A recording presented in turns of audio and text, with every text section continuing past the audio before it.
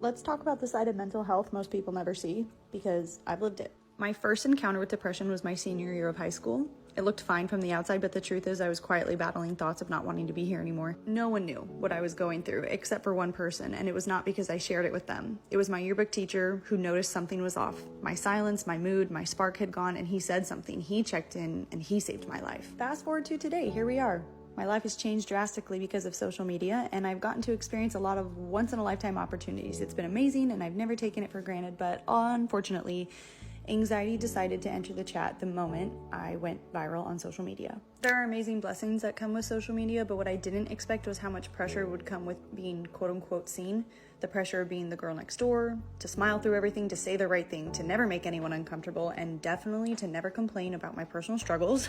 Because in a lot of people's eyes, it's always met with, well, how could you be dealing with something like that? But the unfortunate truth is, hard doesn't skip over people just because their life looks exciting. Hate to break it to you. Hard doesn't ease up on people's emotions no matter what doors are opened.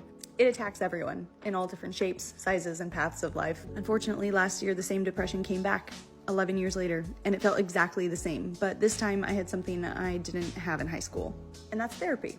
3 years of it, in fact, every 2 weeks. And the tools I've learned to help me climb out of that place.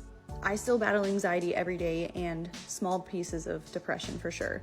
I still have nights where I feel small. I'm still working on believing I'm enough. Mental illness doesn't always show up the way people expect. Sometimes it wears makeup, sometimes it smiles, sometimes it posts happy photos, and it still feels completely alone inside. Now, I know what people are gonna ask. What caused you to feel so depressed as a senior in high school? What happened that made your anxiety and depression come back 11 years later?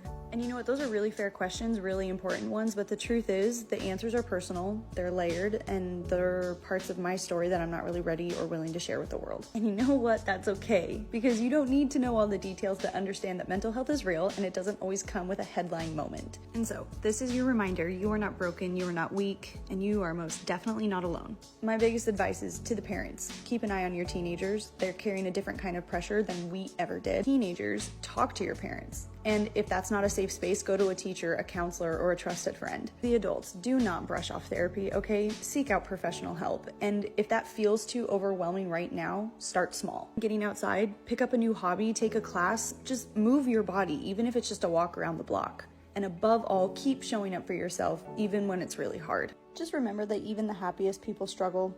Check in on the strong people in your life, give others grace, and remember that May is Mental Health Awareness Month.